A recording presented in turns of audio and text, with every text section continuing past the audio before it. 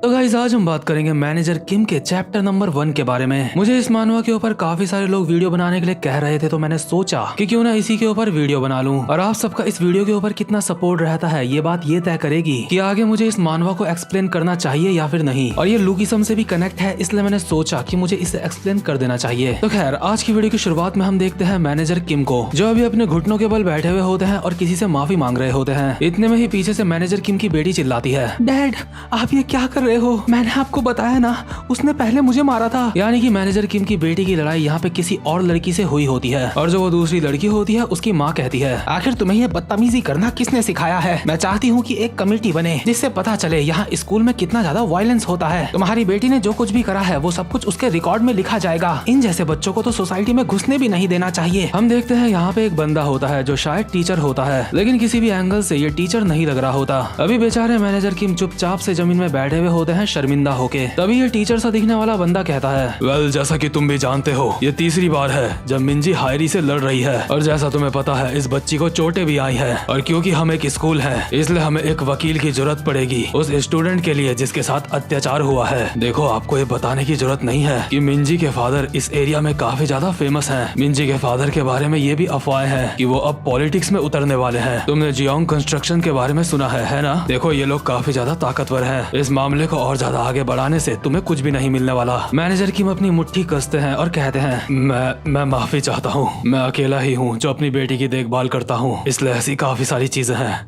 जो मैं उसको सिखा नहीं पाया। मैनेजर किम की बेटी चिल्ला के कहती है, डैड आप माफी क्यों मांग रहे हो? लेकिन मैनेजर किम दूसरी लड़की के पेरेंट्स के सामने घुटने टेक के बोल रहे होते हैं, एक लड़की का बाप दूसरे लड़की के बाप से माफी मांगना चाहता है, प्लीज मुझे माफ कर दो। और माफी मांगने के बाद मैनेजर किम अपनी बेटी के साथ यहाँ से निकल लेते हैं। मैनेजर किम की बेटी आगे आगे चल रही होती है और मैनेजर किम पीछे। मैनेजर किम पीछे से कहते हैं, क्या तुम कुछ खाना चाहोगी? मैनेजर किम की बेटी कहती है, नहीं मुझे कुछ नहीं खाना। मैं ना खाना खाना चाहती हूँ और ना ही मैं स्कूल जाना चाहती हूँ, और ना ही मुझे मेरे इतने डरपोक डैड चाहिए। डैड आखिर आपकी दिक्कत क्या है? आपको क्या प्रॉब्लम है? मेरे स्कूल में हर किसी के डैड या फिर पॉलिटिक्स में है या फिर वो किसी बहुत बड़ी कंपनी के चेयरमैन हैं। सारे स्टूडेंट्स के डैड के पास काफी ज्यादा पावर है, और वहीं आप डैड सिर्फ एक कंपनी के मैनेजर हो। आखिर क्यों डैड? मैं ऐसे पैदा क्यों हुई? आखिर क्यों मेरे पास बाकियों की तरह कुछ भी नहीं है? और आखिर हम इतनी सारी जगहों को छोड़ के साउथ कोरिया में क्यों रहते हैं? मुझे सच में अपनी हालत देख के दया आ रही है खुद पे। आखिर आपने मुझे पैदा ही क्यों करा? अगर आपकी जिंदगी ऐसी होनी थी, जो इंसान एक बच्चे को ठीक से पाल नहीं सकता, उसको बच्चा रखने का कोई भी हक नहीं है। मैनेजर किम की बेटी अभी काफी ज्यादा रो रही होती है, वो बहुत ज्यादा दुखी होती है। मैनेजर किम को ये सब कुछ देख के खुद काफी ज्यादा दुख हो रहा होता है, लेकिन वो कुछ भी नहीं कर सकते। इतने में ही मैनेजर किम की बेटी यहाँ से जाने लगती है और मैनेजर किम पीछे से कहते हैं, मिंजी रुक जाओ। और यार यहाँ पे नामों में कंफ्यूज मत होना। यहाँ पे अभी अभी मुझे भी क्लियर हुआ है कि मैनेजर किम की बेटी का नाम है मिंजी, और जिसके साथ मिंजी ने फाइट करी उसका नाम होता है हैरी। बट पहले मैंने उन दोनों के नाम उल्टे समझ लिए थे। तो खैर अभी मिंजी यहाँ से जाने लगती है और अपने डैड को कहती है, मुझे अकेला छोड़ दो, आपको कहने के लिए मेरे पास कुछ भी नहीं है, और मेरे पीछे पीछे मुझे ढूंढने के लिए मत आना। मैं आज हैरियोंग के घर में रुकने वाली हूँ। मैं सच बता रही हूँ, अगर आप मुझे ढूंढते हुए मेरे पीछे आए, सच में मुझे बहुत ज्यादा गुस्सा आएगा आपके ऊपर। और मैनेजर किम बस खड़े खड़े देखते रह जाते हैं और उनकी बेटी यहाँ से चले जाती है। और भाई लोग आपको कहना चाहता हूँ कि जिस तरह से मिंजी ने अपने फादर को सुनाया है ना, इस तरह से कभी भी अपने पेरेंट्स को किसी को भी नहीं सुनाना चाहिए। यहाँ तक कि हमारा लुकिसम वाला डैनियल भी पहले अपनी मदर को ऐसे ही सुनाया करता था, बट बाद में डैनियल काफी ज्यादा मैच्योर हो जाता है और उसे समझ आता है कि उसे ऐसा नहीं करना चाहिए था, और रियल वर्ल्ड में ये बात बिल्कुल बहुत ज्यादा अप्लाई होती है। इसके बाद सीन शिफ्ट होता है और हम देखते हैं मिंजी को, जिसके अगल बगल काफी सारे स्टूडेंट्स होते हैं। हालांकि उन्होंने स्टूडेंट्स की ड्रेस नहीं पहनी होती। और यहाँ पे हम देखते हैं हैरी को, जो मिंजी के एक रैपट मारती है और कहती है, तू छोटी कुतिया,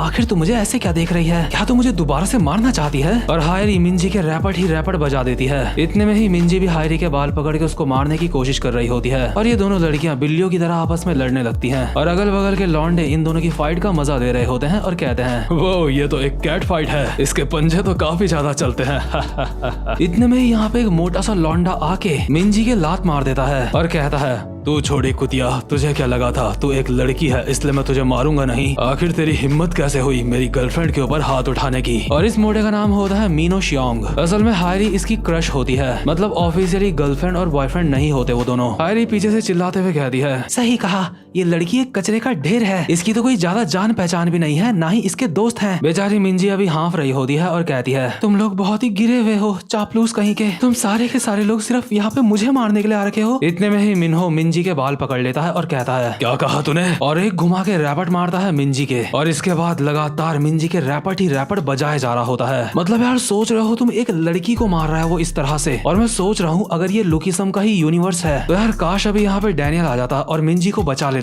बट यहाँ पे ऐसा कुछ भी नहीं होने वाला। मिन्हो मिंजी के रैपट मारे जा रहा होता है और अगल बगल के लोग आपस में बोल रहे होते हैं, हे अब हमें रुक जाना चाहिए, इस तरह से तो वो मर जाएगी। इतने में ही हायरी एक पत्थर उठा के मिंजी की तरफ भागते हुए आ रही होती है और कहती है, गधों मेरे सामने से हट जाओ। हे मिंजी किम, तू कुतिया कहीं की, और सीधा पत्थर घुमा के मारती है मिंजी के सर पे। ये पत्थर सर पे पड़ने के बाद मिंजी टकराती है मिन्हो मोटे से और सीधा मिंजी का सर जाके लगता है एक पत्थर में और मिंजी का खून जमीन में बिखर जाता है। यहाँ पे मैटर थोड़ा सा सीरियस हो चुका होता है, इसलिए सारे लोग आपस में बोल रहे होते हैं, ओ शिट, आखिर हमने ये क्या करा?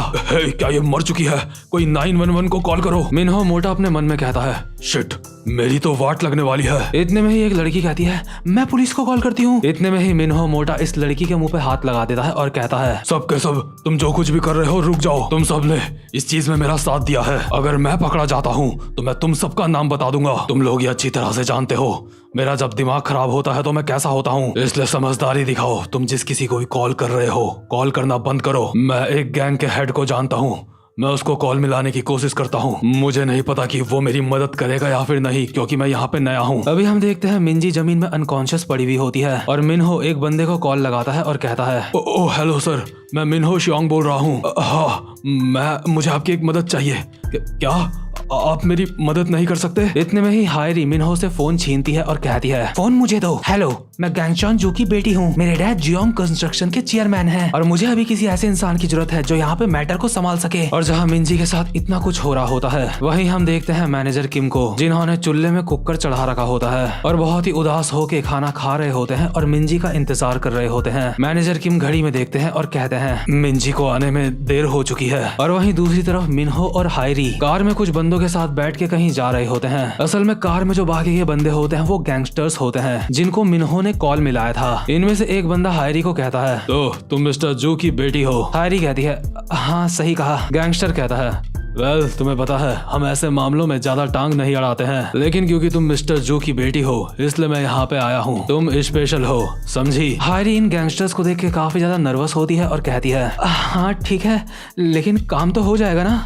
प्लीज इस मैटर को संभालने का काम अच्छे से करना और कोशिश करना कि तुम्हें कोई देख ना पाए, क्योंकि हमें और ज्यादा लफड़ा नहीं चाहिए। गैंगस्टर कहता है, इतनी चिंता मत करो, हमारे पास आजकल जो टेक्नोलॉजी है उससे काम काफी ज्यादा आसान हो जाएगा। हम जब ऐसे मैटर जापान को सेंड करते हैं तो वहाँ से वो लोग किसी भी इंसान को बिना सबूत के गायब कर सकते हैं। उसका क्या नाम था? हाँ, कंप्रेशन टैक। दूसरा बंदा कहता है, बॉस उसका नाम कंप्रेशन टैक है। गैंगस्टर कहता है, हाँ सही कहा, कंप्रेशन। एक बार जब हम उस मशीन के ऊपर किसी की बॉडी को रखते हैं तो वो बॉडी वहाँ पे कांपने लगती है और उस मशीन का काम पूरा होते ही बॉडी का भी काम हो जाता है। आजकल की टेक्नोलॉजी सच में काफी ज्यादा सही है। यानी कि यार ये लोग मिंजी की बॉडी के साथ कुछ करने की सोच रहे होते हैं, जैसे कि उसे पूरी ही तरह से खत्म करने की। और इस बात का एहसास होते ही हायरी काफी ज्यादा डर जाती है। हम देखते हैं जो मिंजी होती है वो गाड़ी की डिक्की में पीछे होती है और गैंगस्टर हायरी को कहता है, तो ठीक है हमारे मेहमानों, अब तुम्हें यहाँ से उतरना होगा, इसके आगे हम लोगों को ही जाना अलाउड है। और हाँ, पैसों के बारे में चिंता मत करना कि तुम्हें हमें कितने पैसे देने हैं, मैं मिस्टर जू को वो बिल भेज दूंगा जितने उन्हें पैसे देने हैं, ठीक है? और वहीं हम देखते हैं जो मिंजी होती है उसका हाथ हल्का सा हिल रहा होता है, इसका मतलब शायद मिंजी जिंदा है। लेकिन जो मैनेजर किम होते हैं अब भी घर में बैठ के इंतजार कर रहे होते हैं। इतना ज्यादा इंतजार करते करते उनकी आंख लग जाती है, लेकिन अचानक से ही वो अपनी नींद से जागते हैं और घड़ी में देख के हैरान हो जाते हैं कि अब और ज्यादा समय हो चुका है। मैनेजर किम फटाफट से अपने कपड़े पहन के बाहर निकलते हैं और देखते हैं कुछ बच्चे आपस में बात कर रहे हैं। यहाँ पे क्या हुआ?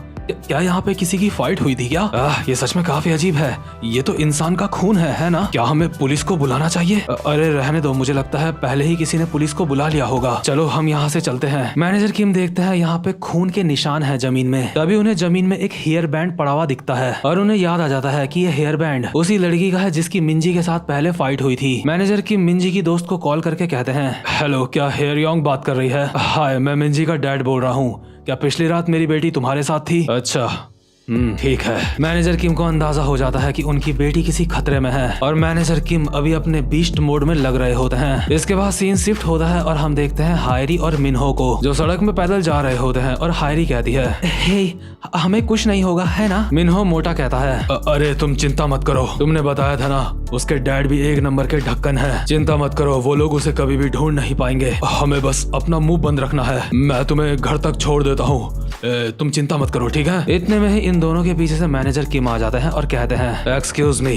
क्या मैं तुमसे एक सवाल पूछ सकता हूँ। मैनेजर किम जिस तरह से यहाँ पे आए होते हैं ये देख के इन दोनों की फट गई होती है। मैनेजर किम कहते हैं, मैं मिनजी का फादर हूँ और अभी मैं उसको ढूंढने की कोशिश कर रहा हूँ। इतने में ही मिनहो मैनेजर किम का कॉलर पकड़ लेता है और एक मुक्का मारते हुए कहता है, अबे साले बूढ़े, तूने तो मुझे डरा ही दिया था। तभी मिनहो देखता है कि हायरी काफी ज्यादा डरी हुई है, इसलिए वो रुक जाता है और कहता है, हम किसी मिंजी विंजी को नहीं जानते, हम तुम्हारी मदद नहीं कर सकते। इतने में ही मैनेजर किम हायरी को उसका हेयर बैंड दिखाते हैं और कहते हैं, मिस ये तुम्हारा है ना, मुझे सड़क में पड़ा मिला, ये तुम्हारा ही है ना। तभी मिनहो मैनेजर किम के दोबारा से मुक्का मारने वाला होता है और कहता है, अबे तू जहाँ जा रहा था वहाँ चला जा, ऐसा करेगा तो तुझे चोट नहीं लगेगी, मैं सच बता रहा हूँ, मेरा मूड आज ठीक नहीं है, अभी मैं तुझे यहाँ से जाने दे रहा हूँ, इसलिए चुपचाप से यहाँ से चला जा। लेकिन इसके बाद सीन शिफ्ट होता है और हम देखते हैं मैनेजर किम की पुरानी यादें, जिससे हम ये अंदाजा लगा सकते हैं कि मैनेजर किम कितने ज्यादा खतरनाक इंसान है। हम देखते हैं मैनेजर किम चिल्ला के बोल रहे होते हैं, प्लीज मैं कहता हूँ मुझे जाने दो। और काफी सारे फौजियों ने मैनेजर किम के ऊपर अपनी बंदूक तान रखी होती है और दूसरा फौजी मैनेजर किम को कहता है, सार्जेंट किम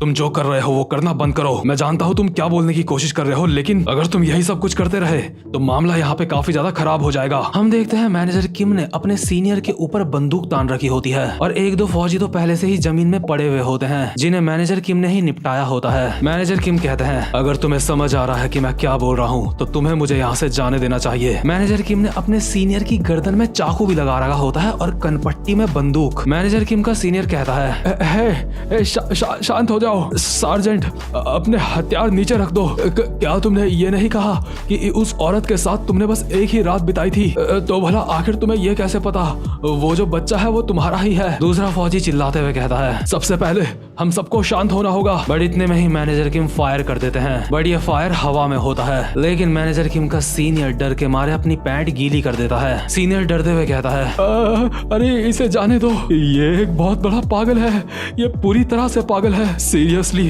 अगर ऐसा ही चलता रहा ये हम सबको जान से मार देगा। और यार सोचो, जिस बंदे को देख के फौजी इतना ज्यादा डर रहे हैं वो बंदा खुद एक कितना खतरनाक फौजी होगा। देखो मैं यहाँ पे फौजी शब्द इस्तेमाल कर रहा हूँ, लेकिन करने के लिए मैं स्पेशल फोर्सेस शब्द भी इस्तेमाल कर सकता हूँ। इसके बाद हम प्रेजेंट मोमेंट में वापस आते हैं जहाँ पे मिनहो मैनेजर किम का कॉलर पकड़ के बोलता है, तुझे लगता है तू बहुत ज्यादा खतरनाक है बुढ़े, अब तक मैं तेरे ऊपर रहम खा रहा था लेकिन अब तो तेरी। और मिनहो अपनी टी शर्ट निकालने लगता है मैनेजर किम को मारने के लिए और कहता है, लगता है तुझे अब समझ आएगा कि असली तरह से तुड़ाई करना किसको कहते हैं बुढ़े, क्या तू भी अपनी शर्ट निकालना चाहता है। मैनेजर किम कहते हैं, संभल के बच्चे। बट इतने में ही मिनहो मैनेजर किम की शर्ट पकड़ता है और उसको फाड़ते हुए कहता है, या फिर तू चाहता है मैं तेरी शर्ट निकालूं बुढ़े, आखिर तुझे लगता क्या है, तू कौन है, क्या तुझे पता भी है कि फाइट कैसे करी जाती है। और मैनेजर किम की शर्ट फाड़ते ही जो मिनहो होता है काफी ज्यादा हैरान हो जाता है, साथ ही साथ में हायरी भी डर के मारे कांप रही होती है। इसके बाद दोबारा से हम वो सीन देखते हैं जब मैनेजर किम ने अपने सीनियर की गर्दन में चाकू लगा रखा होता है। अभी एक फौजी चिल्ला के अपने सीनियर को कहता है, ये नामुमकिन है, तुम जानते हो हम इसे यहाँ से जाने नहीं दे सकते, हमारे जो ये कपड़े हैं ये दुनिया के लिए एक सीक्रेट रहना चाहिए। सार्जेंट किम,